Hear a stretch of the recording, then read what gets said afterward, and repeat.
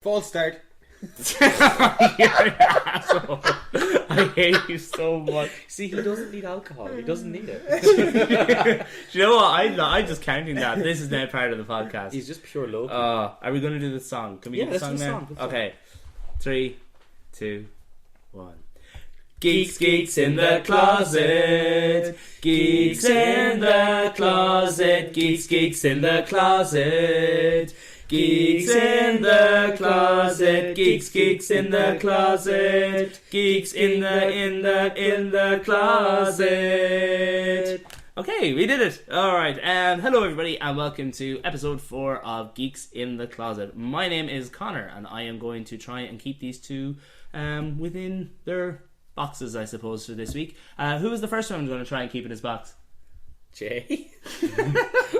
What? I'm not comfortable with this I don't know this terminology. I'm not liking it. Where are you going with this? Hey, look, you planned ahead last week. I said, no, I'm going to take it off the fly. I'm going to, take my time. But who's the other person I'm trying to keep? Francis about his box. Francis says no comment about his box. I would like to move on. Then move on we shall. So this week we're going to be talking about... will I say what we're going to talk about? I don't know why I started doing that. We've never done that before. Oh, we do. Oh, the legal team have asked us. The legal team are freaking out in the corner. That's the one thing they asked us to do this episode. Okay, so we would like an apology / disclaimer about last episode. If you listened, you'll know that it was Francis's birthday, and we celebrated by thinking it was a good idea to have a few cans as we recorded our podcast. We retract that idea vehemently. So does anyone have anything to add? Yeah, also in a few weeks' time it's Connor's birthday, so we might do this all over again. Yeah, we might just play this soundbite again. Previously on. They apologise again. So hopefully it won't be that bad. But listening back, we sounded like we hated each other at the start, Fran. Yeah, it's when you drink, truth comes out. Oh, harsh. Oh, that kind of hurt my feelings. Jay, will you distract me and just tell us some news so I can get over that? Are we not going to do My Week in Geek? Oh, I thought we were going to start with the news, no? Okay, we'll start with the news this week. Okay. Someone do the noise. Oh, yeah. I like the noise. Beep, beep, beep, beep, beep, beep, beep, beep, beep, beep, beep, beep, beep. Welcome to Geek News. Okay, this week... Sorry. God. This week... I think we learned our lesson. No. Power Rangers news, guys. Elizabeth Banks has been cast as Rita Repulsa in Lionsgate's new Power Rangers movie. So Elizabeth Banks, if you don't know her, you should. She's the girl from The Hunger Games. She's the kind of one of the mentors. She's the fashion designer. Fashion designer woman. Effie something. That's the character. The character. Oh, I can't remember. Yeah. Yeah, but she's the she's quirky in looking she's in like fashion. Zack and Miri and she's in loads of things. Pitch She's one of those. Perfect. She's in both Pitch Perfect. Yeah. She actually directed Pitch Perfect 2 as well. There you go. She did. There She you go. did. And did a fair job. Do I feel like she might have been in Glee once or twice? It's a possibility, but there's been so many cameos, it's kind of hard to keep I track. feel like she might have been. Hard to tell. Anyway, she's been cast as Rita Repulsa in Lionsgate's new Power Rangers movie. Rita Repulsa was the original villain in the first season of Power Rangers. While Saban, I used to call them Saban, I don't know, Saban. While someone have remained adamant that their new movie is not the gritty reboot many were hoping for, the casting of Rita Repulsa draws some of this into question. Hollywood Reporter writes that the film will see a release on the 2nd of March 2017. Oh, the release date already? Yeah, 2017. And no word on casting of the actual Rangers or... Oh no, there's been a few. I don't have them to hand, but the Red Ranger and the Blue Ranger has been cast, and they're not people I recognised. Oh, okay. At all. But it's casting ongoing. But I am confused, genuinely confused about whether this is a reboot or... Because what I've heard so far is they've released a statement saying... No, it's not a reboot. It's nothing to do with that YouTube video that came on with James Van Der Oh, that was so good. Nothing like that. It's going to actually tie into the actual universe and the TV shows. It's going to be canon. But then when they're recasting Rita Repulsa and they seem to be going back to the Mighty Morphin thing, like how are they tying that in? Yeah. Doesn't appear to make sense, but I don't know. It's not a reboot though. I know you don't have it to hand, but what would be telling is if the Blue and Red Rangers were cast as Blue Ranger, Red Ranger, or if they were cast as Billy and Jason. I actually think they were given different names, but I could be wrong here. There could be corrections for next week. Let's investigate that and figure. Yeah, we'll investigate that. Okay. Also, if you haven't seen the James Van Der Beek YouTube, check it out. It's on YouTube. And what do you type with Power Rangers James Van Der Beek? Power Rangers gritty reboot. Yeah, gritty reboot. I'll do it. James Van Der Beek. It'll probably come up. Yeah. What we'll do is we'll put it. It's very good. Yeah. It's very, very good. I watched it. I'd watch kind that of whole really movie. skeptical. I was like, amazing. It was so good. It's like 8 minutes long or something. And it's a very self-contained story. Like, you know exactly what's going on. Like, people always complain, oh my god, like, the only thing that's happening in Hollywood right now is everyone's doing a gritty reboot of this and a gritty reboot of that. Power Rangers could do with a gritty reboot. Like, whatever you think about the constant trend, like, it really could do with that. I really like that short video. Not only that, but that video actually had the original actress who played Rita Repulsa in it as Rita Repulsa, which I thought was like, I like that. I like that a lot. What we'll do is we'll put that on our actual website on geeksinthecloset.com, so to save you the effort of YouTubing and looking for the correct one. So if you go to geeksinthecloset.com, it'll be there. Here's a question: are we going to go green band or red band? Because there's two different versions of that. Legal team? Wayne? Legal team? Oh, they're sweating. They're okay. There's contracts being torn up. They're fighting. It's a good thing we have them in a soundproof booth. Right, go on. Let's moving on. Going. Star Wars news. According to Screen Crush, director Colin Trevorrow, who is set to direct Star Wars Episode 9, has expressed his interest to shoot the movie partially in space. Disney and Lucas have not agreed to his request yet, Shock. but they haven't said no either. Even more crazily, he's announced that the movie will be shot in film rather than digital, which is totally Wouldn't bonkers. that make the budget insane? Yeah, like the insurance alone of sending actors into space would be phenomenal. And not only that, but like for every, I can't remember the exact figure, but it's something like for every gram of weight you put it further into space, it's something like 100,000 more liters of fuel. So even to bring up the cameras and the film, if you're shooting on film, but it's a big but. I don't think they're actually talking about bringing the actors up to space. I think it's just sending up a camera and getting like shots. Scenery. I'm going to give him the benefit of the doubt and assume that's what he wants to do, but I don't know how I feel like that's going to make a difference. Benefit from black with white dots. That's what I'm thinking. Like, does space actually look different from what it's supposed to? Because like I know movies get the sun wrong, because when you're up in space the sun is actually supposed to be white, it's not supposed to be red, but because it's movies and we're used to seeing it has to look like that. Or the way you cock a gun in a movie, even though it does nothing in real life, you're not supposed to do that. It doesn't. You don't need to cock the gun before you shoot someone, but it's a Hollywood trope now. I don't know. Are we missing out on something real life in space from real space shots? None of us have been to space, so I don't think we're the... No, but I feel we're not like the geeks to ask. Yeah. But I feel like I've seen like shots of astronauts actually in space, and I don't think it's going to bring anything amazing to the table. Like if we're watching a Star Wars movie, are we ever going to notice? I don't think so. No, I don't think so. I don't think we'll ever see a difference. Asked the question, so there we go. Okay, right, moving on. Wolverine 3 is set to begin filming in April. This will be Hugh Jackman's last scheduled outing as the Clawed Captain of the X-Men. According to Cinema Blend, Bryan Singer and Simon Kinberg have gone on record saying it will not be possible to recast anyone in the role. While Hugh has previously stated that Wolverine 3 will be his last, if the rumours are to be believed, he may show up in some shape or form in X-Men Apocalypse or Deadpool 2. Here's hoping he plays the role till he drops. Are they saying that it's not possible because Hugh Jackman has dominated that role, or that's the impression I got. Like maybe not in our lifetime will they recast Wolverine, that he's just done such a great job, but I can see him doing that and then going into Old Man Logan and doing some of those in the future. Yeah, I think I read an article recently where he's saying it's so much effort for him to keep in that shape. Yeah. Oh yeah. But like if they just... What age is he now, actually? He's in his early 50s, I think. 49, 50, 51, something like that. But if they kind of put him as Old Man Logan, where he doesn't need to be exposed, then he could continue to play. See, it's kind of like the whole thing about, you know, if you're playing a vampire on a TV show or a movie franchise, you can't portray an immortal character forever. It gets kind of... Not that he's immortal, but he's practically. But like, I know what you mean. Like, if you look at the first X-Men film and then look at X-Men Days of Future Past, well, you kind of shouldn't, because he wasn't buff in the first X-Men, so it kind of ruins the canon. Forget that film. He really wasn't. He's just a normal dude, really, with the hair. Then you should let him go back to that. I don't think it'll work anymore. We're used to seeing him as an animal now. Yeah. But it is very hard on him. Like when he was filming the second Wolverine, he had to go on like water shortages to get that fully ripped.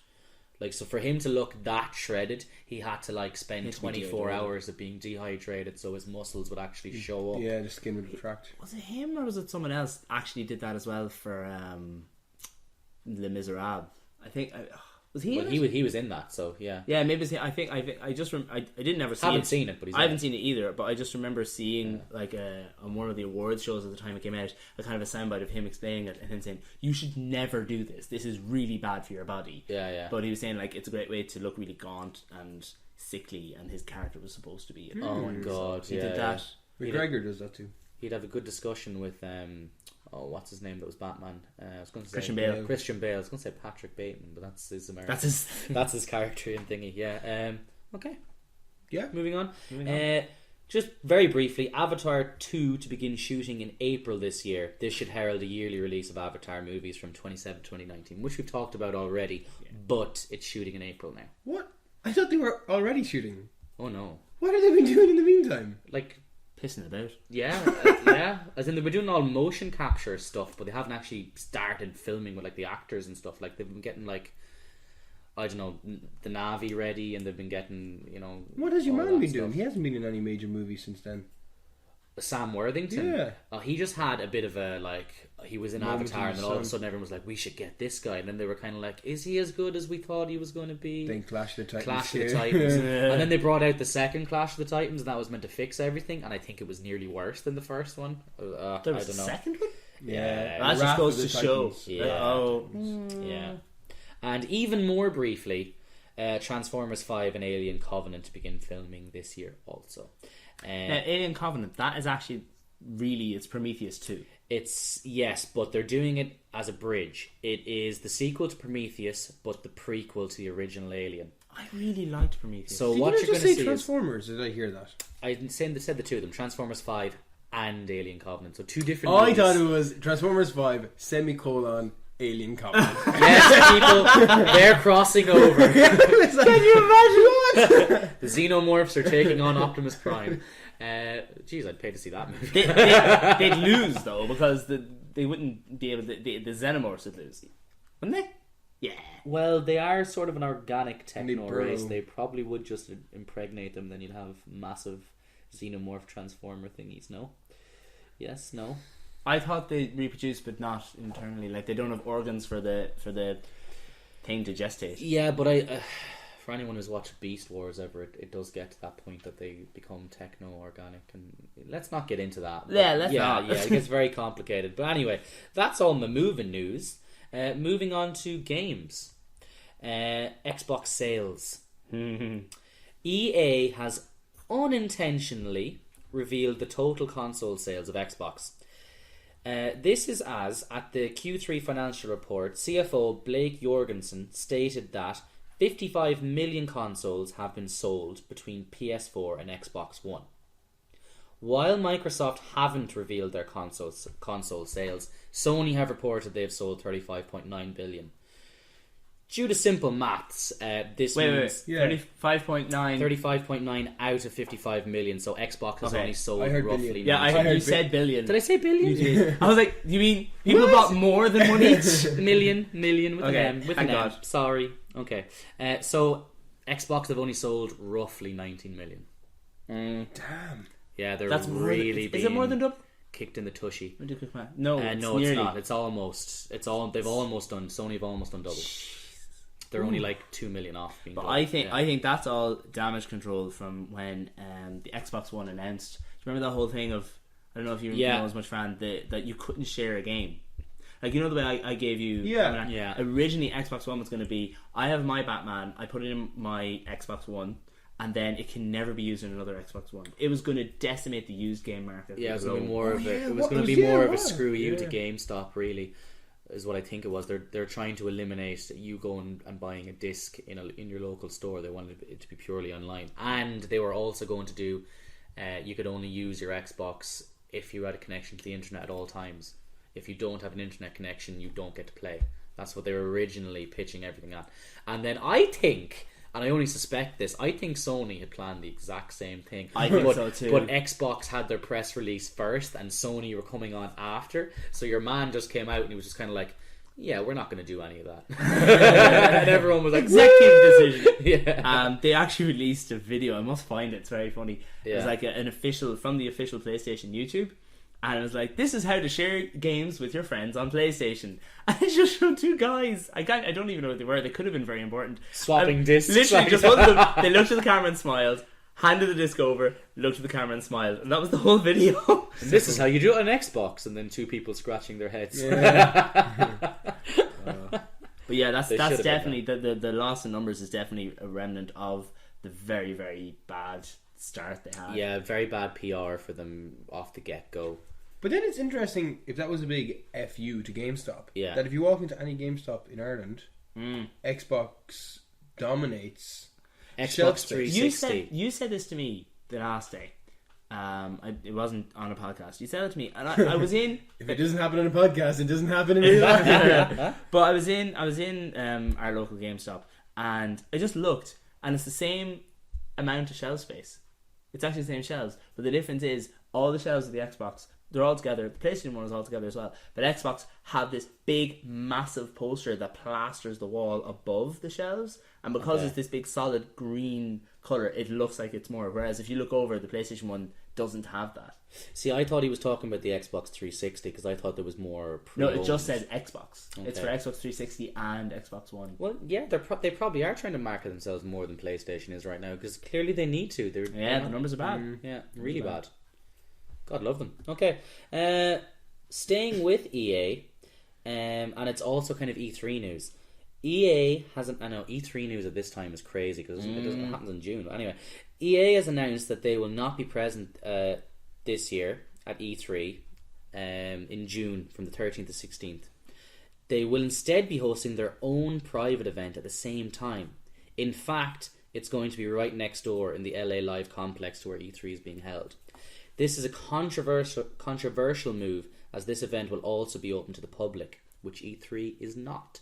So for anyone who isn't familiar with E3, it is the Electronic Entertainment Expo. I have to think about that every time before I say it. Basically, it's what anyone who's into gaming looks forward to every year.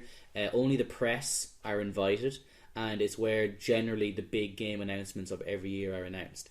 And EA stating that they're not attending that and doing their own thing at the same time is it's big news. Yeah, it's interesting. It's a bit ballsy of EA, I think. Yeah, it is. It's kind of clever in some ways because a lot of the complaints about E3 would be, okay, Joe So can't go. Only people in the gaming business can actually go and attend, or if they're with another gaming company or something.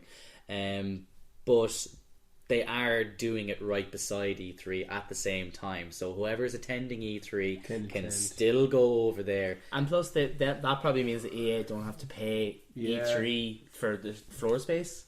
Yeah, possibly. I'm sure that they're still but they'll have their own floor space. They'll have more floor space than they ever really get. Even though like EA would have always a massive presence. I mean, they do Star Wars. They do any sports game you can think of. They do The Sims. They do they do a lot of things. I feel like that would damage. From my very amateur perspective, I feel like that would damage E3 more than it would EA. Well, this is it. It's we're not going to be able to tell, I think, until it happens whether it's a success or not.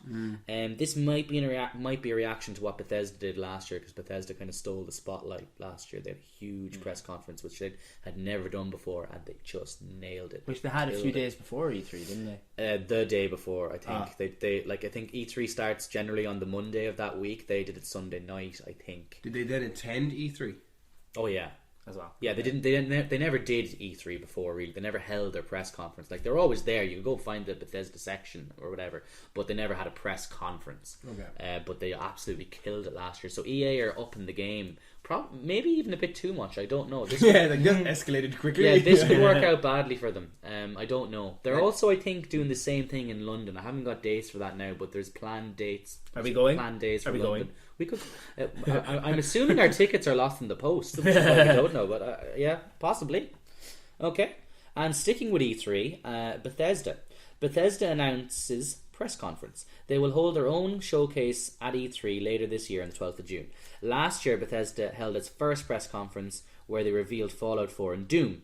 The promotional banner for the conference shows characters from the Fallout, Dishonored, Wolfenstein, and Doom franchises. Anticipation is very mighty. Very mighty indeed. I can tell you from reading through the lines what I think this is going to mean. Because those specific characters there. Fallout 4 has already been released. There's not going to be another Fallout game announced at this E3. What there will be is a massive DLC announcement. They have, from the get-go, a season pass that you can buy. And as far as I know, up until now, and I'm pretty confident about this, there's been no downloadable content yet.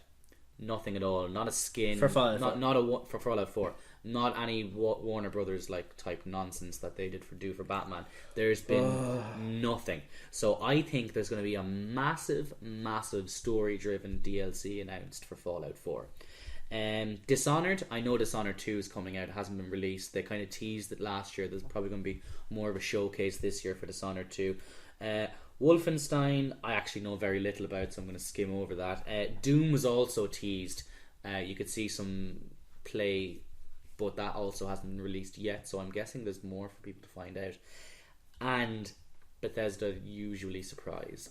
I'm predicting Elder Scrolls 6 announcement. Yeah. And you can take that to the bank, people. They're going to say something about it. We might not see it until late 2017, possibly, maybe Christmas 2017, but they will announce it. They will talk about it. Sorry, go on.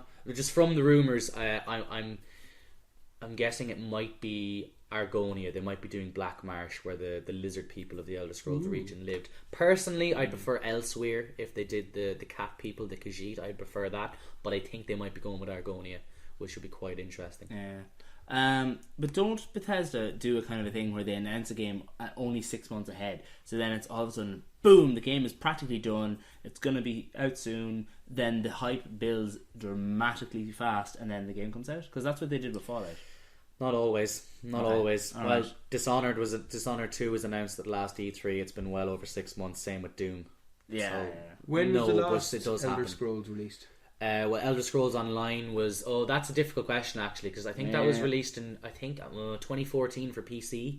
Okay. I think, and then it was like the PC was almost used as a beta, because it was supposed to come out. The console was meant to come out at the same time, but there was massive problems with the console editions, so they spent a year fixing it. So people were playing Elder Scrolls for a year. Then it came out on Xbox One and PS4, and then you could, if you had the PC version, you could import your character if you wanted to and play it on the console. Then not only that, but Bethesda weren't the only ones involved in Elder Scrolls Online. It was more ZeniMax, I think. Yeah. I don't know what's going on between ZeniMax and Bethesda. I suppose you could argue that the last serious mainstream kind of a main series Elder Scrolls was Skyrim. Yeah. Which was 2013? Oh, no, I wouldn't be confident about that at all now. 2011? I turned 21 and was already out. So by simple maths. We're talking about 2010 maybe? 2016? Yeah, okay. I don't know. They always alternate this Fallout series with Elder Scrolls. So an Elder Scrolls game comes out, then a Fallout game comes out. So they kind of keep it fresh so they don't get too bored. So there we go.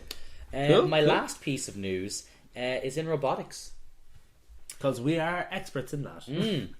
In June 2015, Gizmag.com reported that American robotics company Megabots finished construction on their two-pilot, 15-foot tall and 12,000 pounds robot, complete... How many feet tall?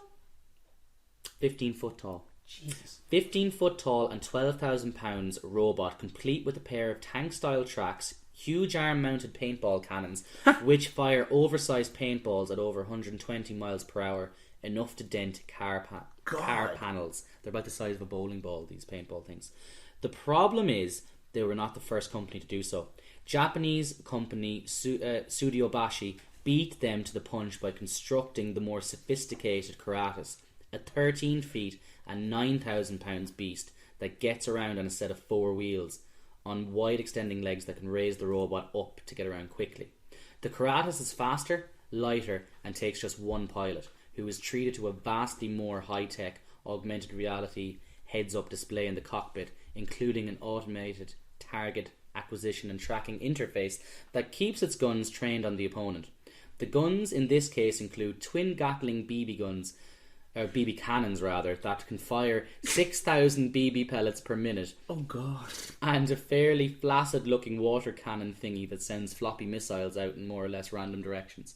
What's the purpose behind these things? Oh, I'm going to keep going. I'm going to get to this now. Never deterred, Megabots released this challenge to Studio Bashi. Oh, I know this now. You have a giant robot, we have a giant robot. We have a duty to the science fiction lovers of this world to fight them to the death. And everyone should watch those videos. They're hilarious. The Americans made this video. The Megabots crowd made the video, and they were like the whole Star Spangled Banner stuff. They had the hats on. It was really cheesy, and they were just calling the Japanese out and saying, "We have this robot. We put big guns on it because we're American." And it was really cheesy, but they were kind of laughing at themselves in the right way. The day afterwards, the Japanese responded, and it was absolutely brilliant. Anyway, I'll continue on. So they did a very humorous challenge video to Studio Bashi, praising all things American and challenging them to a robotic showdown. Studio Bashi responded the very next day with their own promotional video, accepting the challenge and affirming that giant robots are an integral part of Japanese culture and they will not shy away from the challenge. Studio Bashi altered the terms of the bout to also include melee combat. And their words, I'm going to try and get them properly here, but they said something like, "It's so American just putting big guns on a robot." Yeah, let's class this up a little bit. Let's go full melee. Yeah. So each team was given a year to make any necessary changes to their robot, and the two armored titans are set to meet in July 2016. Megabots, as the clear underdogs, decided to begin a Kickstarter campaign to even the odds and pay for necessary armour and offensive upgrades to the Megabot. Megabots managed to get just over 555,000 with 7,857 backers by September 2015, which was their base goal. This fight is happening. But you might say, Jay, why are you telling us about this now? This happened in 2015 in the summer. Why are you telling us about this now? There was a Kickstarter. Why are you telling us about this? There was a Kickstarter. It finished in September, so I can't even donate to this. Okay. Why are you telling us about this now? They released information about it, did they? More? Well, they are constantly. There's been little updates every now and again. The reason I'm telling you this now, well, one reason the news is pretty scarce this week. So the second reason is I think this is a worthy cause. I think that people need to know about this. I think people need to be excited about this. But they can't contribute. But they can. Ooh. They have an online store, so you can't contribute to the Kickstarter. But what you can do is you can buy their merchandise. So I have a list of what they have done and what they want to do. Right. So what they've done is they've gotten over their 500,000, which is what they wanted to make. But for 700, I'll read out the 500,000. They had a serious overhaul for the Mark II. They built the ridiculously cool weapon system that you can see in their concept art on the website. They added the shock-mounted steel armour that they'll need to survive multi-ton punches. They beefed up their hydraulic I can't even say that. Actuators, there we go, to handle the additional weight of the armour and weapons upgrade. And they've added in 5 times the horsepower somehow, and a new hydraulic system. It's 2 times faster than what the Karatas was originally now. I don't know what the Japanese have done, but this is what these guys have done. They were the underdogs. I wonder, is there a Japanese version of Kickstarter that nobody knows about? Apart from people from Japan. I will keep everyone updated if I find out more. But this is what they didn't get to do. Okay. So if they had gotten to the 750,000 mark, they would have included modular melee and ranged weapon options.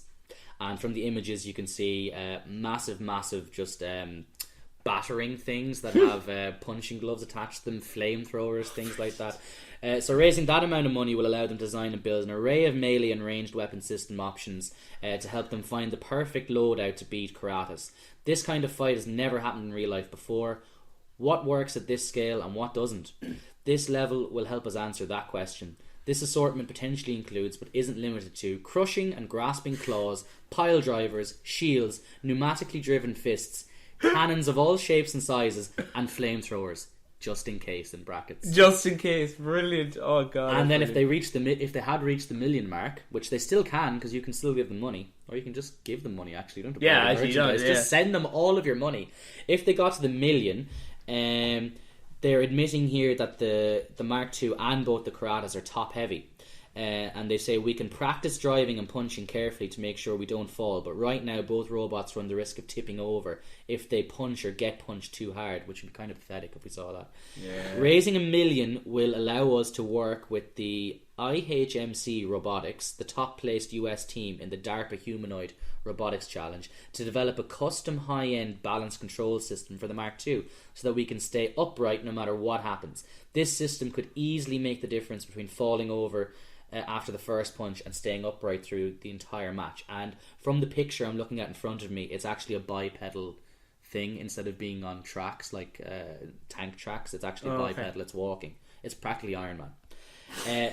If they got to 1,250,000, they were going to work with NASA to install life safety systems so their pilot could stay cool and in control, and maybe survive space. I don't know. Maybe Colin Trevorrow should talk to those guys. And for some reason, $1.5 million would give them a Hollywood grade paint job, which I don't really care about. A bit of spray paint would do me really. That's I don't know why that's the most expensive. I read it and it didn't make sense to me. But anyway, there you go. The Kickstarter was very interesting. Very, very. Like a lot more people than I thought put a lot of money into it. Like there's 5 backers here that pledged $10,000. That's insane. Absolutely insane. There was more. $10,000 to give like that. Yeah. So some people just $10,000 isn't that much money. Clearly. Well, yeah, I know, but no, I don't know. But genuinely excited about that. The actual Kickstarter itself, they did give away some nice goodies for people. They give out little mini figures. If you pledge something like over $1,000, you got to go and visit the place and sit in it, and I just think it was very cool. I love Kickstarter though. It's just a great idea and method of raising money, and it's a really good place to get something really unique as well. Absolutely, yeah. Okay, is that it from the news? That's all my news. Yeah. Thank you for the news. It was that robotics thing. I'm really excited. I know. Do you know what we should do when we find out there's a match? We should actually place bets. Well, it's happening. It's happening this July, so we might get to watch it. So you can place bets right now if you want to. I need to do some research. Yeah, but I also I'm just saying, like, I have no allegiances to either country. Yeah, but I mean Japan and robotics. Oh, I know, it's their baby. Yeah, like it's just the fact that they're underdogs. The Americans were the underdogs. Like I don't really care who wins, but it's nice to be part of the campaign. But the whole plan behind this is that they want to kind of get like a derby's probably the wrong word to use, like a tournament going. Like remember Robot Wars, the old show? That's coming back. But imagine that with massive robots that were being piloted by people. I mean, it'd basically be that Real Steel movie that Hugh Jackman did, more or less. Sorry, Fran, I keep accidentally playing footsie with you. Oh God! It is a very small closet. It's a very small closet. Yeah, we're actually all sitting on each other's laps. Anyway, thank you very much for God. that. What? What did I do? Closet's in the name of our title. We don't need that kind of a sentence. Thank you very much for the news, Jay. Now to kind of just relax and unwind and maybe not think too seriously about everything, I think we should catch up with each other. How was your week in Geek, gentlemen? Who would like to go? Fran, maybe give Jay a break. Fran's going first. Fran, do you want to? Yes, I will go first. My week in Geek, I'm guessing you already know how my week in Geek has been because you've probably seen me online. Yes, on the PlayStation Network. But our listener hasn't. We do talk to Fran outside of this podcast. Shockingly. I wouldn't if I were you, but thanks. I have started playing Elder Scrolls Online. Woo! So that's Elder Scrolls Tamriel Unlimited. Welcome to the guild. Join House Honeyrick. Oh yeah, our listeners should join. They should. Yeah, I haven't got that choice yet, have I? No. Okay. Well, you don't level really 10? have a choice, but what? you need to be level 10, I think. Yeah, I think right. No, No, I've only started, but I'm also kind of thinking about restarting because I already have a bounty on my head. Well, that's you can get rid of that. We can help you with that. Okay. We know people who know people. I killed a cow, and then where did you find a cow? Basically, I got talking to this nice lady, and basically, I ended up in some other city. A real life nice lady or a non-playable character? A non-playable character. Okay. And she sent me off on this boat, and then I was walking around this village, and there was a cow, and I was like, ooh, cow. And then I already killed a chicken, and I won a trophy for killing a chicken. So I was like, oh, kill a cow, I'll win a trophy. Like, no, I got attacked by a bare-chested man. Yes, you won't be rewarded for killing livestock anymore. Important things. Yeah, no, you definitely won't. What's your character? My character is a Nord. Okay. Which is basically a Scandinavian style. It's a Viking. Yeah, basically, yeah. He's blonde-haired. I give him a double ponytail. He's kind of got a gingery beard. Mm-hmm. What's his name? His name is Ragnar Fardon. I love the way you gave him a surname based on Ragnar Lothbrok. Yeah, I know. Vikings. So Physically, I kind of based him on that. He is a rogue, which I think is officially called a Nightblood. Yeah, or Nightblade. Yeah, Nightblade. You're a Nightblade. So you get when you pick, you either pick a rogue, a mage, or a warrior, and then after that, there's 3 subclasses. So your subclass is you're a Nightblade. We think, yes. You're a rogue Nightblade, but you could have been a rogue like trickster or something. You could have. Like, Nightblade was the only option. Yeah, I think Nightblade is. Yeah, it was. It was Dragon Knight Templar. Yeah. Oh, the legal team is going mad. Hotline. The legal team is taking calls. I'm thinking of firing the legal team.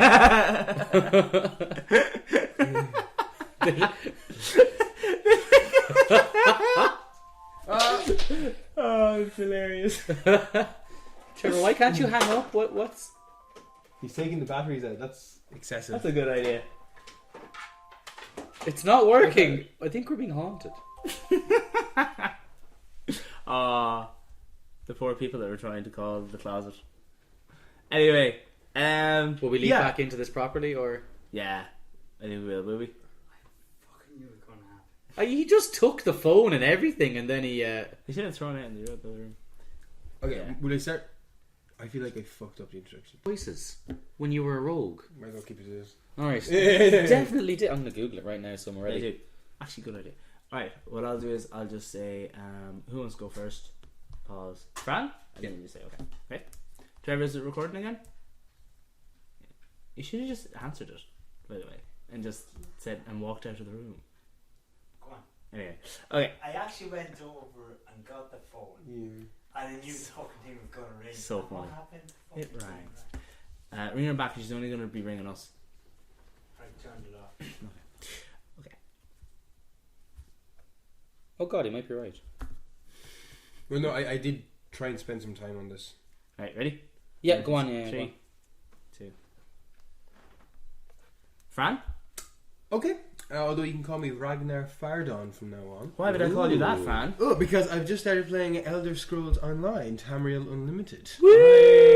Yes, after much badgering, and then after Jason just blatantly buying me the game for my birthday, I have finally joined Elder Scrolls On Online. sale, €30, people. Which is a bargain. Yeah. Because I've seen it's on the PS Store for like $79.99 or something. Well, there was a deal for January. You could have gotten it for actually the same price, but just for January. But a different version of the game. Oh yeah, it was different. There was different add-ons depending on where you bought it. But yeah. So yes, I'm playing Elder Scrolls Online. I'm Ebonheart. Ebonheart Pact. I'm on the Ebonheart Pact. I'm a Nord by the name of Ragnar Fardon. What's a Nord, Francis? A Nord is kind of Scandinavian Viking-esque character. Okay. Hence Ragnar, of course, and the amazing TV series Vikings of the same name.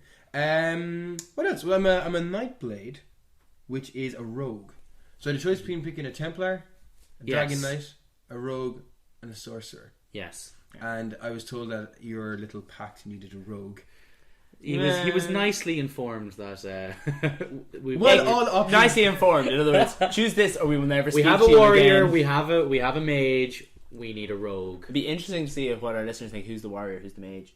Well, then, Send your thoughts to our website. Tweet us. Yeah, so I'm a rogue. What do you want to know is? Well, what's your first impression? First impression. It's weird seeing everybody online just standing, like people just not moving, obviously because they're standing away. This is your first MMO, so like, obviously, well, yeah. Does Star Wars count? It's an MMO, but it's not an MMORPG. It's not an MMORPG. Okay. This is the pure blood kind of thing. So, are you coming across things you're not used to, or stuff that's freaking you out, or you're not, Well, I was playing yesterday and I just got my character set up and that took freaking ages. Yeah, you spend so much time. It's important though. Yeah. Is it? Because I You've got to haven't spend seen- time with this character. The only time I ever see my character's face is when I'm changing his armor. Yeah. But Okay. you know it's there. Like if you've got a Yeah. messed up face and you're like, why did I do that? Like the big sideburns were a good idea at the time, but now like you need Now to I trim. regret it. Yeah. Well, I played it for a while, then I stopped, and when I came back to it, there was 2 dudes standing either side of me. Mm-hmm. I don't know. Do your Real players? Yeah, Or- yeah. But they were just not moving. Yeah. And one of them had my hairstyle, and the other guy had my beard. So it was weird that the 3 of us were standing beside each other, like some sort of police lineup. So I might go back and redesign my guy. I don't know. Okay. The other thing is, I was playing it, went to the bathroom, and when I came back, my girlfriend was like, "Some kid was talking to you on this," and she got really freaked out. So yeah, they're the real strange little moments I have to get used to yet. Great. Random children talking to me on PlayStation. But I love walking through busy crowds where there's actual players and you just overhear the conversations because it actually feels like you're really there. Has that happened to you? No, do I have to have my earphone in? Well, yeah. I No, think so. Well, no, no. no, You don't that have to matters. but... What I'm noticing is a lot of people on various mounts. Yes, lots That's of different mounts. Quite jealous. I saw Linus. I Yeah. saw flaming horses, ghostly horses. Yeah. Horses, any horse really makes me jealous because I'm barefoot at the minute. Oh, it'll cost you I 10 have- grand, Fran. I know. I looked into it. We can give you a loan. Yeah. The interest rates will be quite high, but we can Quite give you a loan. Yeah. What else? Jesus. What else? How was your first battle and missions? And Everything's very easy. It's like it's all very tutorial-esque at the minute. I'm just after getting through the kind of the baby steps, first stages, and yeah, I already have a bounty on my head. Yeah, I was going to ask you this because Fran, when he plays an RPG, plays a little bit differently to the way I normally play. or humans normally play. Yeah, anyone with a soul, really. Fran just basically likes to go around pillaging villagers and causing general It's my unrest. Nord heritage. It's in my blood. So has your Nord heritage caused you any trouble thus far? Yeah, I killed a cow. Come on, man. A cow. Yeah, The noble cow. the noble cow. And then I was attacked by a bare-chested man. Then I killed the bare-chested man. Oh, that's where the bounty Yeah. comes from. What was I supposed to came at me? He was doing like wild haymakers. Yeah, because you killed his his cow. cow, I know. Poor Daisy. But the cow had it coming. That could have been a laughing She cow. gave me a dirty look. Yeah, dirty look. Laughing. We are not endorsed. She by could have been a laughing cow. famous cow. She could have been. Yeah. And I have a grand total of 17 coins, and the bounty was like 8 coins. So I was like, I'm not giving away half of my worldly It possessions. goes away with time. So if you stay away from a town for a long enough period, then it'll go Kinda away. fades away. Or if you sneak into the kind of black market thieves. Where are you at the minute section, now? you can I was pay a in. fence. I was in a You're town on an called island, are you? Cold Harbour? Cold Harbour. Cold Harbour. Oh, that's the Hell dimension. hell dimension that you were in. You Oh should, no, they got out of you Cold should Harbour. be in Stone Falls or something. I was in now. some town. You're in a big. What's the name? Are you still on an island, or did you get to the mainland yet? I have no idea. I'm in a city port. A port. That's a city. A city Davenport. Davin's Oh, Watch. Davin's Watch. There we Davin's go. Watch. We got there in the end. But Yeah. then I was talking to a nice lady, and she put me on a boat, and then I don't know. Is it snowy and quite Norway-esque? The island. You see, very quickly after arriving there, I killed a cow, and then I was killed. So I really haven't got to explore it. This I made cow is poor life really choices. featuring. literally, that's all. I've killed a cow, basically. Fran killed a cow. That should be our Um, episode title. Yeah. So yeah, no, it's good. I really enjoy it. Well, I don't know if I really enjoyed it. I'm. You constantly- enjoyed what you've done so far. Yeah, I'm looking around in amazement and wonder and awe. Yeah. I feel like I have a long way to go. Looking physically at the other characters around me, they seem just much better wardrobed and weaponed and suited and booted. And I'm barefoot, wearing some rags, and I have a massive sword on my back. Even though I'm a rogue, I've thought that they'd be. Don't Well, worry, you see, don't what worry, it- Boo. I'll sort you out. No, but what I My really blacksmithing perk is quite Yeah. high right now. But what I really like about it though is like, you even though you're a rogue, you can use any weapon you want. Okay. So like, if you want to use that big broadsword or whatever it is, have at it. It's fine. but you probably shouldn't. Yeah, but you can. It's like you can dual wield daggers, or you can dual wield swords, or a mix. You can have a mace and an axe if you want to as well. It depends. Or you can be pure bow. But or barefisted, but no one does that. No one does that. Yeah, that you don't get rewarded for that at all, really. But yeah, you can play. You have the freedom to play any way that you want to play, but there's a few ways that you probably should be playing. Yeah. You can do it if you want. Like for example, a mage can wear heavy armor if they want, but the light armor perks, if you level up the light armor skill line, are more kind of they help magic. They help magic more than anything else. Okay. So it makes sense to wear light armor for a mage, that kind of thing. Okay, I also have a little pet following me around. Yay! The lizard thingy. Scuttler. Scuttler, yeah. Yeah. I don't really notice him. I notice other people's scuttlers more than my own. Every now and again he'll make the little noise and you're like, what's that? Is that something in the wild? And you're like, oh no, it's you. Yeah. Yeah, he's Why do I let you follow me? Can I turn you off? I've never once gotten rid of him though. I get emotional after. I was like, no, I don't have a pet. Why do you have a pet and you have a pet but I don't? You bought the wrong edition. Mine was in the expansion. Yeah, you bought the vanilla. I did, but I'm fine with that. Okay. Yeah. Because you've other people following you. Huh? Oh yeah, I do. Yeah. We can tell them. It's okay. I'm a summoner. He's I'm the mage. He keeps, and I'm proud about it. Anytime I make fun of him in game for not having played, he goes, "I do. I have two. Look," and he does a spell, and then they appear, and they attack things, and when they die, they explode and hurt things. It's great. They do attack. I'm jealous about that. Like, how do I find you guys? We'll find you. Yeah. I feel like I just be walking down the street one day and these two random guys. Hey! Oh, we should do that if we can. Yeah. Just stalk you for a while. We just wave at him. Hey. I saw two guys trying to fight each other as well, but clearly you can't fight each other yet. Oh, they're just messing around. Yeah, you can fight the guards, but don't. I did. I tried to and I lost. When I killed the cow. When I killed the cow, a guard turned up. Yeah. You don't want to mess with those guards. If you can, though, there's a trophy in there if you can kill a guard. I believe. You can kill them. I did it accidentally. Like someone I've never else. Really tried. I'm always a goody two shoes. I'm like the opposite of real life. You're no fun. Yeah. What do you mean the opposite of real life? Jay, bad to the bone. Bad to the Jay bone. kills guards in real Bad life. to the bone. You can't see this right now because it's an audio podcast, but Jay's wearing a leather jacket and glasses. Brilliant. Congrats on your new more venture. to follow. Very baby steps. I'm not making a lot of progress, so bear with me. But take it on. Get to level 10, but I can still send you stuff. Okay. Yeah, I can send him stuff. Jay, how was your week in Geek? Well, my week in Geek, I kind of have a burnout, I think, of RPGs and large games. So many have come out this year. I've got Fallout 4 at home. I've got the Elder Scrolls, which we were just talking about. Dragon Age. I've got Dragon Age. They're big, massive games. I've actually got Destiny as well, but I'm not going to talk about that. But they're big, large games that you could spend an eternity playing, and I just kind of a bit burned out from it now. Not that I'm sick of it, it's just that there's so much at once, I feel a bit overwhelmed. So I kind of thought it'd be nice to go back and play a game that's just a game. Yeah, I know what you mean. That I can just play. It's got levels even maybe, and I just go through it, and I'm enjoying myself.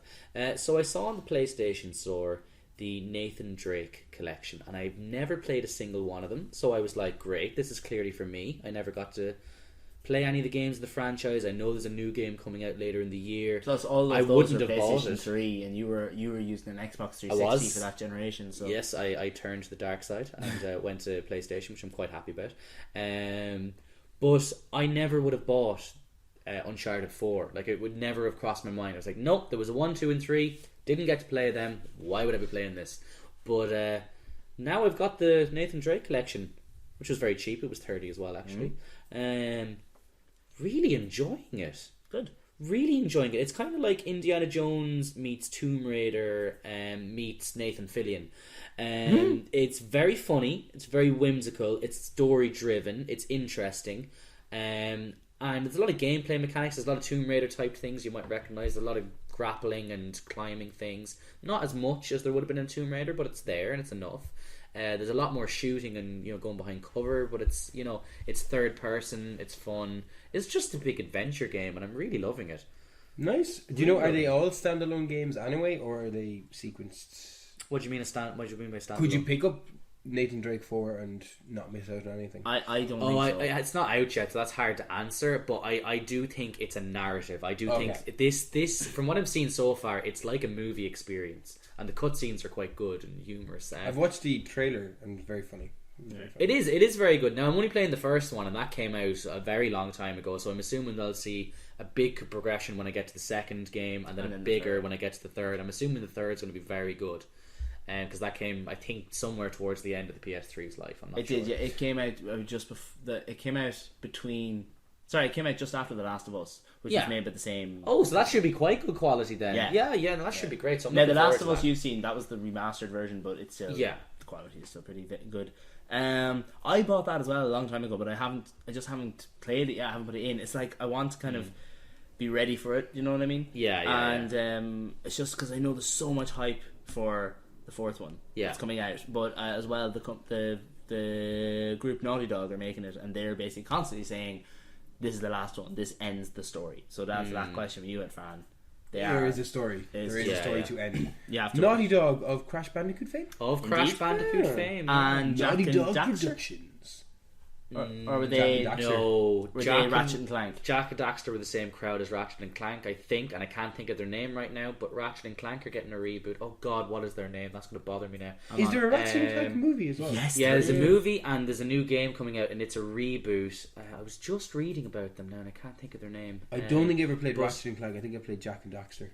Jack and Daxter was great. I loved Jack 3. I really loved the third one. Insomniac, there we go. Yeah, they've been getting a bum deal lately. They haven't been doing very well the last couple of games, so hopefully Ratchet and Clank turning point is a turning point for them, and they might go back and do a Jack and Daxter, because I really like Jack. I would love to play Jack, but I'd love new Crash Bandicoot, but they'd really have to shake it up. I don't think. I was right. Jack and Daxter is Naughty Dog. Are they? Yeah. I always thought they were the same company because they were a very similar concept. They are, but I think they're similar in the sense like is a platformer and it's a platformer, duo. And they were very similar. I thought it was the same company. No. I thought it was like Fallout and Skyrim. It was the same company doing the same thing with different. Anyway, that's your Weekend Geek. What about you, Connor? Me, well, I kind of took a step back from being involved in the world of geek, and what happened instead to me was no, hear me out. This is good. What happened instead was I got sucked into a bit of YouTube drama. And I kind of followed it intensely.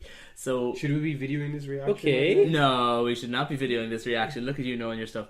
Basically what happened was there is a YouTube group or channel called the Fine Brothers. I know what's coming. Yeah, you know what's coming. Called the Fine Brothers. And the Fine Brothers released a video saying that they basically only make reaction videos. They make kids react, they make elders react. Up until this drama unfolded, which I'll explain in a second, I was a big fan. They did an entire teens react to the entire game of The Last of Us.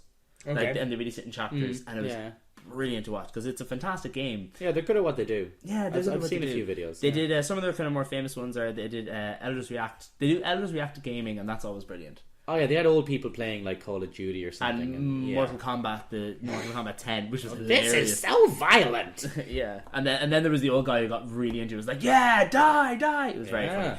And one of their most famous videos is kids react to gay marriage, and it was just young kids and being like, oh, gay marriage is legal in this place, what do you think of it? And it was just getting the reactions. Anyway, drifting away from the subject. So what basically happened was the React channel, Fine Brothers, decided to trademark React videos.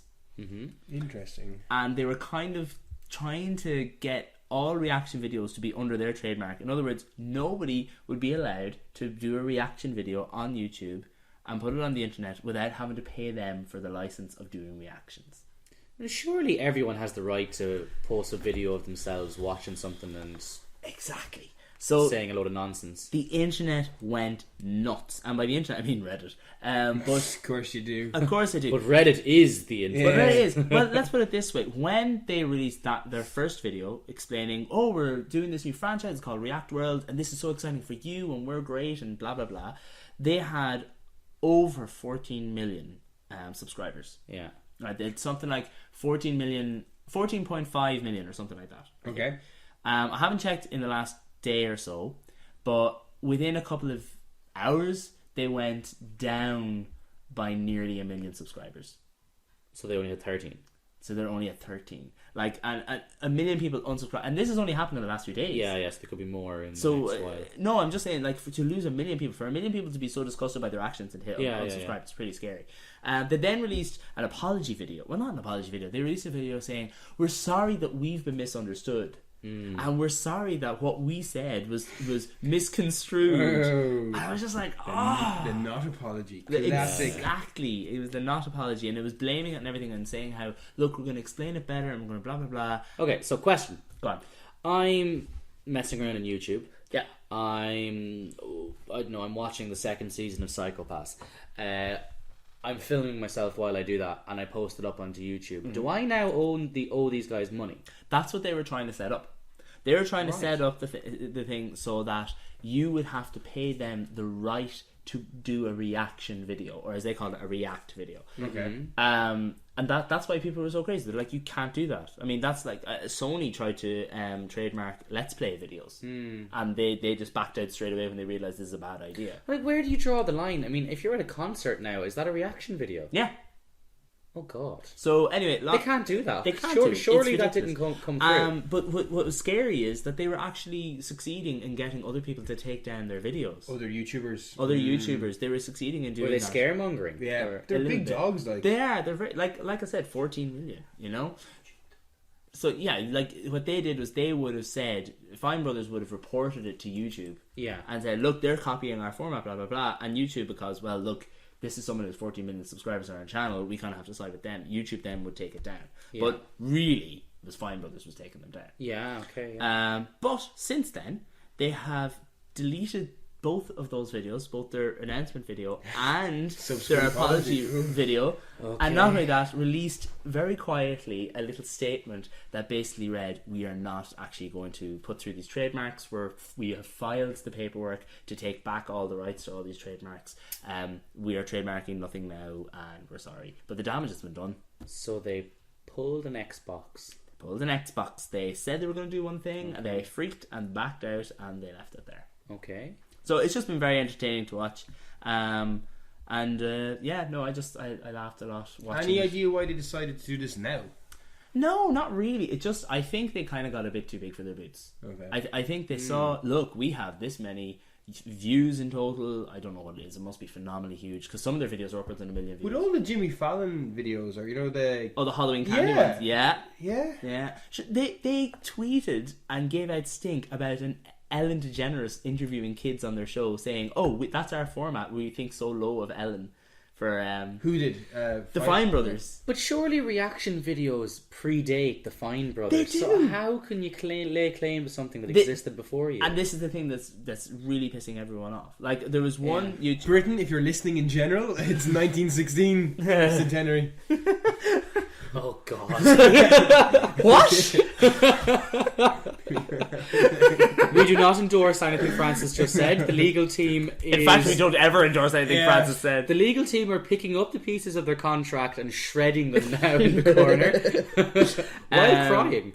But yeah, like, I mean, their first format was Kids React. And as some YouTuber pointed out, it was like, what's his name? Crosby? Bing Crosby? Not Bing. I know that name. Bill Crosby. Bill Cosby. Cosby, the Cosby. He did a show in the 70s where he interviewed kids live and was like just chatting them, and it was basically the same. So does he owe them money from the past? Well, no, they can't claim that far back, but do you know what I'm saying? Like, that's proof that what they're doing is just too vague, too broad. You know, it doesn't make sense. Okay. And also that there was a YouTube channel set up and it had a couple of videos called Seniors React, and literally around a month, a month before Elders React, which was the Fine Brothers version, came out, Seniors React just suddenly stopped and then disappeared. And then a month later, boom, Elders React. And they turned up in a field somewhere. Yeah, probably. With no memory of who they were or where they came from. Speaking of no memory of who you are and where you come from, the other thing I was following... This is a genuine segue. The other thing you were following... as opposed to my lame attempt before. Wait till you hear how smooth this is, I swear. There is a game out, and it starts off with you, the player, waking up, not knowing where you are, not remembering who you are, or anything like that. Not knowing anything. And it's called Witness. There's a storm. I thought you were going to say old age. No. Oh. There's a storm a brewing online. People are going mad about Witness. It's basically a puzzle game. It's first person view. It's very different to any game that we play at the minute. Okay. And I've been watching a lot of people talk about it and listening to comments, and I watched kind of a couple of trailers and 1 or 2 let's plays, and I'm definitely buying it. I just haven't. What's the beef? Got around to it. Basically, it's just you're on an island. You have to solve puzzles. You don't know how you got there. You don't know why you were put there. Sounds like Myst. It's made by the same people that made Myst. That's why it sounds like Myst then. Yeah. And interestingly enough, he also made a game. That same person whose name I can't remember. He made Braid as well. Another game. Braid. BRAID. I don't know what it's about. But it was his biggest game up until this point. Witness in its first week has already outsold Braid in its first year. Oh wow! It's doing phenomenally well, and it's very interesting because lots of people are tweeting about it that I follow, and they're saying like showing their notebooks where they've had to draw out the puzzle to try and figure it out. Is it like word problems? Is it like moving segments? What type of puzzles? All sorts. It's good. There's moving segments. There's the basic premise is sometimes you have to start. It's like a maze. You start at one point and you have to end in the other. But then it gets more complicated where you have to go and make sure you collect all the black dots on the way, and then there's another one you have to collect all the black dots but also separate one colour in the maze from another, and then it just gets more and more complicated. One little puzzle I thought was genius. There was just one thing, there was one starting point at the bottom of the maze, and then there was lots of little endings. It branched out kind of like a tree, and no matter what ending you tried, it didn't seem to work. But then someone noticed that in one of the let's plays I was watching, this is like in the first few minutes, I'm not ruining anything, I hope.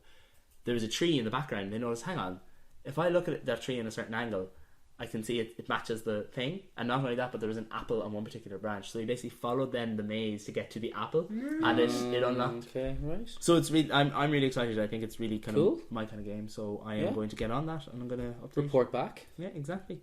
So that's I think that's our week in Geek, gentlemen. Very well covered, I think. Very well covered. It's very extensively covered. So Francis, I believe you prepared a little something for us. I did. I think we have to. Oh yes, we do. All right. Start. So what Francis has prepared for us is a submission, our first submission to the Geeks Hall of Fame. Yes. So that went well. Yeah. In case you didn't realise, Geeks in the Closet have a Hall of Fame, and basically it's where we submit notable geeks we feel deserve a little bit of recognition. Some of these will be major characters from the geek world. Others will be lesser known who we think you should know about. And basically what we'd like you to do is to get involved. Send us some of your suggestions. Maybe tweet us, Facebook, on the website. We'll give all the details later on. Oh yeah, geeksinthecloset.com. We have a great website, and you will be seeing our new Hall of Fame very soon. Yes. Speaking of Hall of Fame, our first one who I'm putting forward to you, gentlemen, is a man by the name of Brandon Sanderson. A god amongst men. Yes, Brandon Sanderson is a science fiction and fantasy writer. Both you boys are very familiar with his work. I wouldn't say very. I'm very familiar. You're both of you are far more familiar than I am. But the books I've read, I thoroughly enjoyed. Right, I'll give some background information. Brandon Sanderson was born in 1975 in Lincoln, Nebraska, and he started studying biochemistry. He took time away from studies to serve as a missionary for the Church of Jesus Christ of Latter-day Saints. Wait a second, I know that name. Book of Mormon. Yeah. Now, I don't think Brandon Sanderson endorses that. But anyway, while he was away, instead of saying the comedic musical, you'd have said Mormon.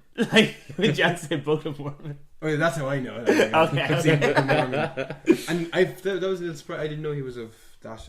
Either did I. Faith. No. While he was away on this little what would you call that when you're away? Excursion? I don't know. Sabbatical. While he was not in college. While he was away. Yes. Words fail Our me. drunk episode was better. What's going on? Words fail me. Right, while he was away, he decided that he actually didn't miss chemistry whatsoever, but that he missed writing because he used to write as a pastime. So when he came back to college, he switched his major to English. And basically since then, he never stopped writing. In May 2005, Brandon's first book, Elantris, was published. His library for a debut novel, it's amazing. It is amazing. His library now includes the Mistborn trilogy, along with 3 follow-ups, Warbreaker, which is standalone at the minute, Elantris, which is standalone, The Way of Kings and Words of Radiance, which are 2 books in a planned 10-book series of epic proportions. We'll talk about that later on. Steelheart and Firefight, and which are superhero novels, very good. Which are also young adults. Yeah, they very good though. Like I read to be honest, those. you told me they were young adults after I read Steelheart and Firefight are the only ones I read. Steelheart and Firefight are out. Calamity's out in the next 2 weeks. Oh, yeah, yay! End of February. Yeah, and they are excellent books. And he also has a few more YA books, Rhythmatists, which I own but haven't read yet. I read it actually. It's good. Yeah, it's good. It's kind of like if you like Harry Potter, I can see you might like it. Okay. And then also he's got some other ones about the evil Alcatraz. Okay. Yes, I've heard of those, but I haven't read them. They're children books as well. Anyway, today we're going to focus on the Mistborn books because Bands of Mourning is just been released. Haven't got my hands on it yet. I went into a bookshop in town, couldn't find it.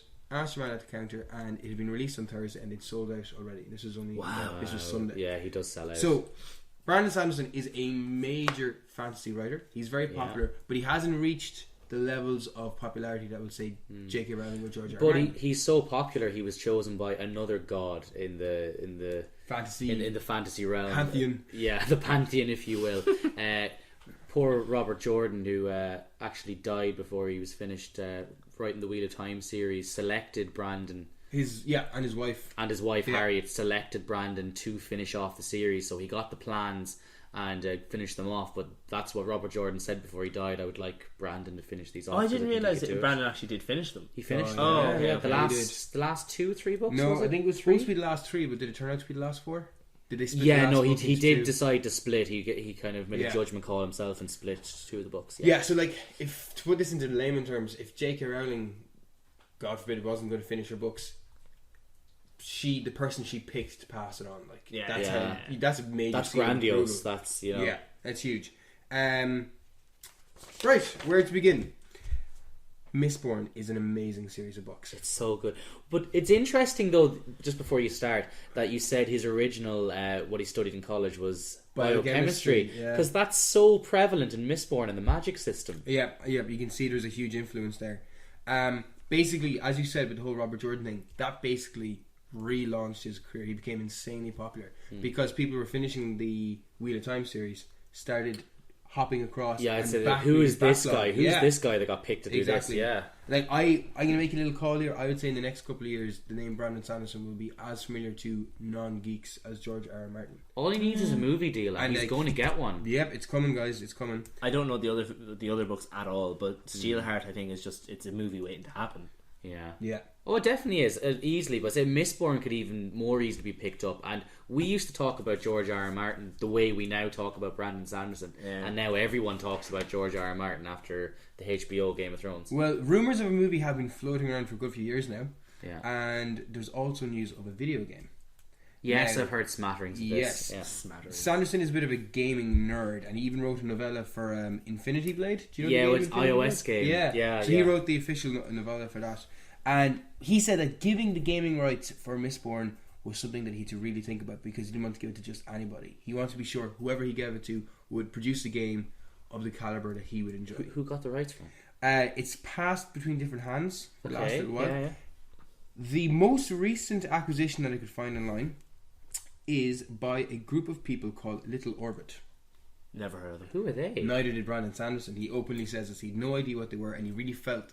He says anyone who comes to him with a genuine proposition, he listens to them. But he felt going into that meeting, he was like, this is just a little bit of lip service. Like, I'm not going to pick these guys. I need someone bigger. But he felt that the passion they brought to the table, and that when he looked at their back catalogue a little bit more, and what they've been more or less part of rather than headlining, he said that, right, these guys actually do have a decent pedigree. Big dreams. Very big pedigree.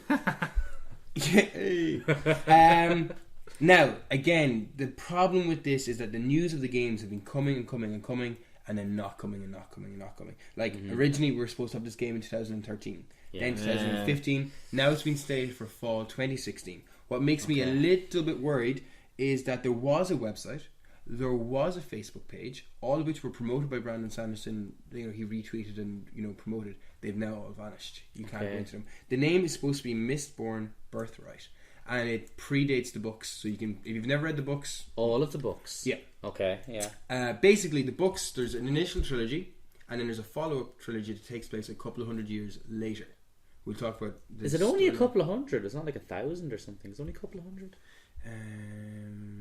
That's not important. But anyway, there's a good space of time between. Interesting. I think it's a couple of hundred, but we'll okay. think about that.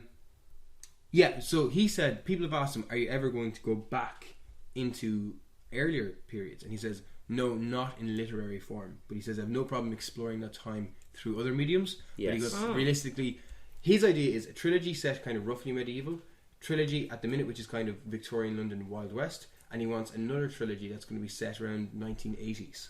Oh, cool. Nice. So it'll be interesting to see a fantasy series of the 1980s be. I don't know. Well, that's something that Yeah. always bugs me about fantasy tropes, is that it's always medieval or Victorian. It'll go as far as the Industrial Revolution and no farther. Yeah, exactly. So that'll be very interesting to see if he does do that. Yeah, and apparently that's in the pipeline. That's his big dream. Before we go any further talking about this game, I suppose we need to talk a little bit about the story. Because Yes, yeah. Right. Sell it to me, because I've never read the Mistborn. Okay. Basically, book 1 is called The Final Empire.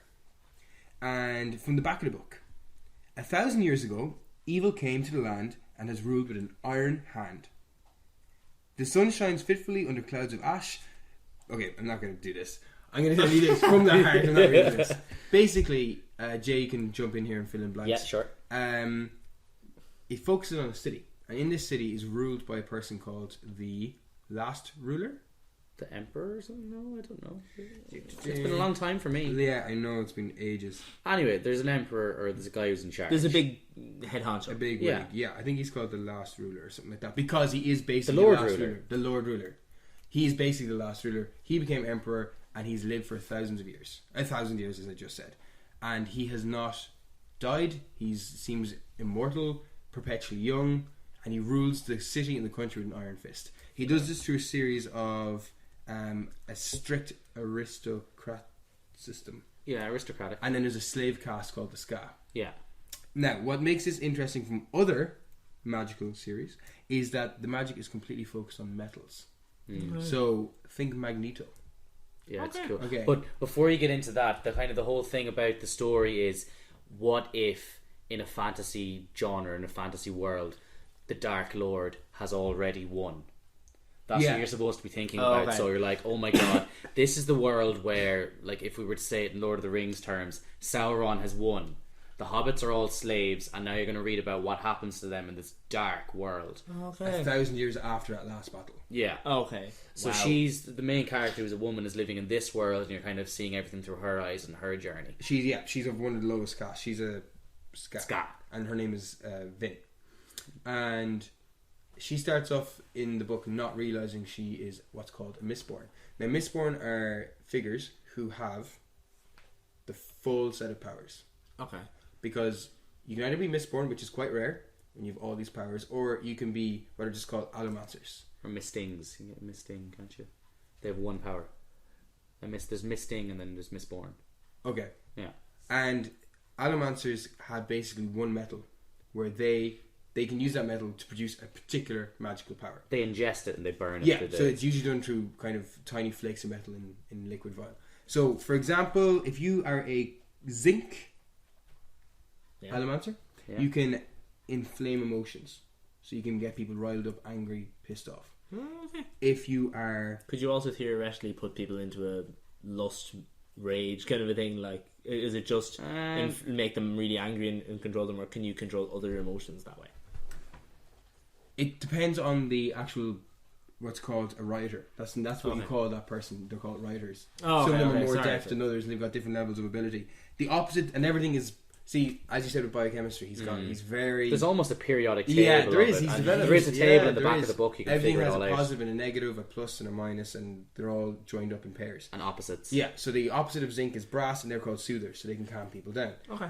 Iron pulls on nearby metals, they're called lurchers. Steel pushes on metal, they're called coin shots. So there's no flying, you have to push and pull. It's all very physics based. Yeah. And there's everything about weight, like one person isn't going to be able to jump as high as another if the weight that they're pushing off against isn't sufficient to counteract. So if you're like a coin shot, you can launch yourself into the air, or you can launch metals towards other people, so you can essentially throw bullets at them nearly. But if you're trying to pull yourself on something, if that thing isn't strong, you're not going to work. So it's basically like if I try to pull myself along with a piece of twine, as opposed to if I try to pull myself along with a proper rope. And it's all very well explained because you're learning all about these powers along with the main character, which is. And if you're Mistborn, you have all of these powers and you can use them in conjunction. So if you have both push and pull, you can basically fly. Yeah. As long as you got the right metals in your system. It's kind of been described as an Ocean's 11 fantasy style story. Yeah. Because it's got to the point now, without giving any spoilers, there are people who are not happy with the situation. Shock horror. And they want to overturn the last ruler, free the slaves, bring peace to them. And they're very browbeaten people, so it's a good read. Like, it's very emotional. It's very and it's very very strong characters and kind of interesting dialogue and overall it's fantastic. It's a strong independent main character. I was gonna say, female Connor, you you're are gonna all love over it. this. You're going to love it. There is a bit of a love triangle as well in book 2, but if you get through that, it's all good. Okay. Jay, anything else you want to add to the storyline without giving that away? No, just that I really enjoyed it. I loved it. I loved the whole concept of like everything's already gone to pot. That there's no hope through the entire thing. That's the way you feel. Actually, hope is a big theme for the entire story. Yeah, like constantly exploring it. I imagine it has to be because if hope isn't there in that world as a reader, I'd be like, why am I reading this? I suppose the question is, in a world that has no hope, can you create it? Oh, look at you! Oh, wow. I'm tearing up.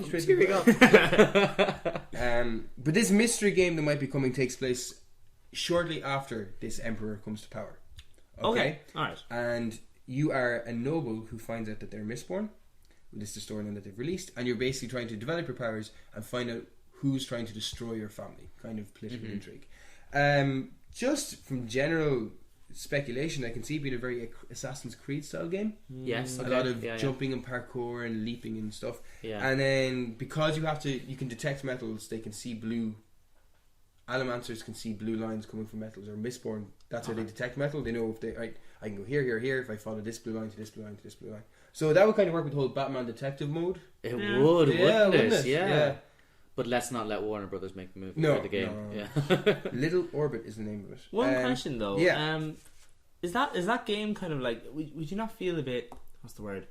Downtrodden if you're playing that game because starting it if you've read the books that look this was it Lord Ruler? Is it Lord Ruler? He's going to be there in the That's why the storyline isn't about that. It's about trying to find who's trying to destroy your family. Oh, okay. Do you know what I mean? So I think they're quite story. conscious about that. They don't want to, because otherwise it's just be spoiler. You know what I mean? They've narrowed the scope a good bit. Okay. There already is a tabletop role playing game about Mistborn. Yeah, I've heard about that. It gets kind of mixed reviews. Some people think it was a bit rushed, that they could have spent a bit longer, but some people really enjoy it. He's a big name. He's getting bigger. He's a powerhouse. He's kind of like the anti-George R. R. Martin because he's famous for producing more than one amazing book a year. He churns the books out. Almost to a flaw because I remember when I was reading Firefight, the blurb on the back of the book. Remember this? That is not his fault. Oh, I know it's not his fault. Yeah. I know it's not his fault. But basically there was a major typo which kind of would have spoiled the entire book for me if it was true. And I actually had to check it. It was like, have I missed something? Am I an idiot? Yeah. And your response was, look, his books are kind of known for their typos and stuff like that. Yeah, there is a bit of... He needs to fire someone. I don't know who it is. But he calls them staples. Yeah. Because he says there's a very rigorous screening process. Yeah. And that any typos that do get through, he calls them staples. Now whether that's Why do you just... call them staples? Because they're typos that stay. Oh, I get it. I like it. Brandon, you're obviously listening to this. If you would like to send in any future works, myself and Francis will be very, very happy to read them, and you will not get any typos. Good. After this review, I might join you. But are we going to talk about the Cosmere, Fran? Can we talk about the Cosmere? Yes, the Cosmere. Basically, Brandon Sanderson is kind of doing what Marvel are kind of before it was cool. Yeah.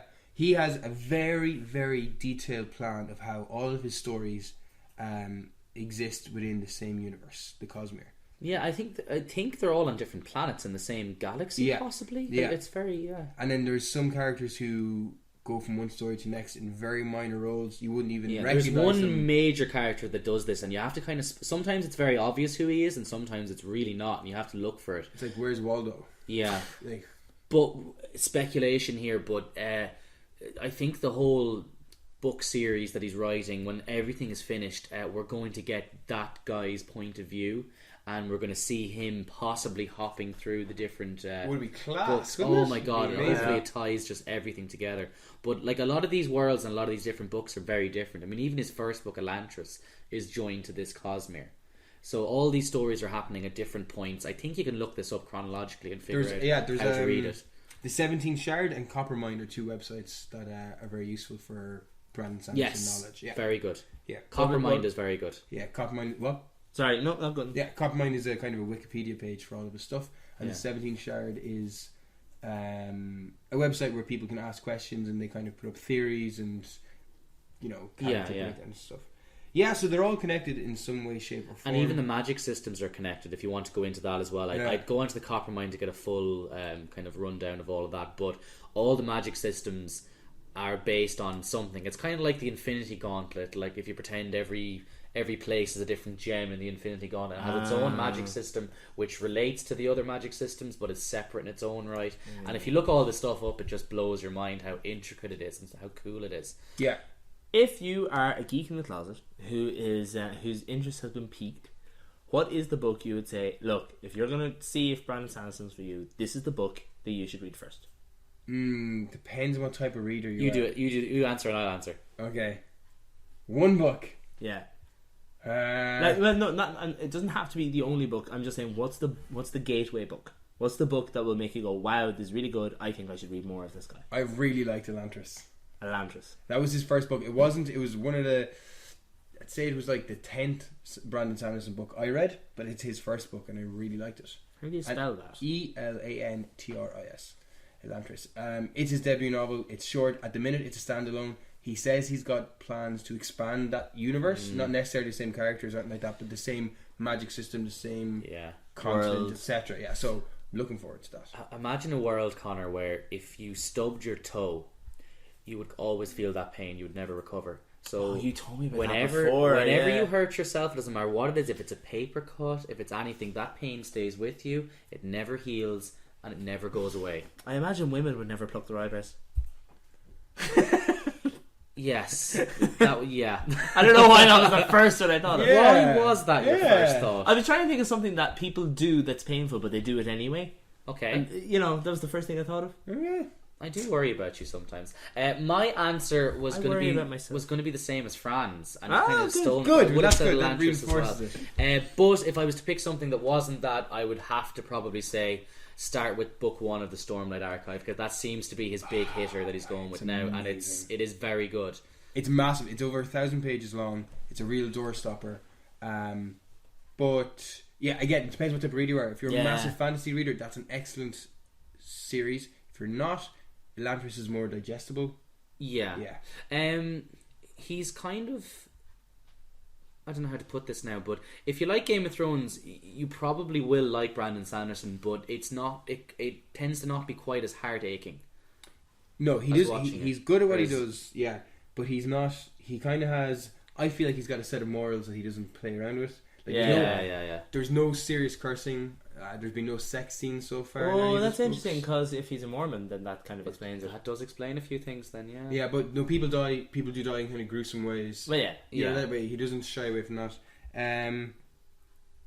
Yeah. But if you started with Harry Potter when you were a bit younger, and then you moved on to Game of Thrones, I mean, you will slide in very easily into... Yeah, it's comfortable. Like, it's nice. Good. Yeah.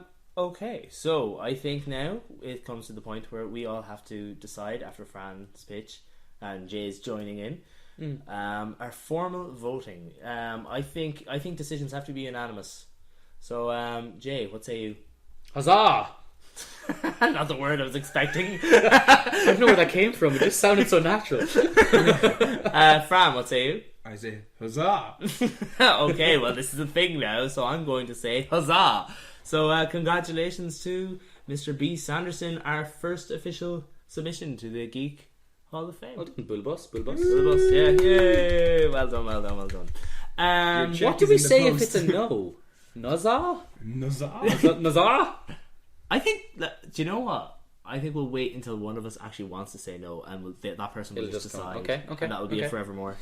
Right. Okay. Controversial. Okay. Yeah, and I like keeping it controversial. Gentlemen, I'm going to be very unprofessional here, and I'm going to put it to a vote. We are at an hour 23 minutes. Our lovely listener has stuck with us for a while. We have a whole discussion planned on VR. That will be a long one. Do you know what?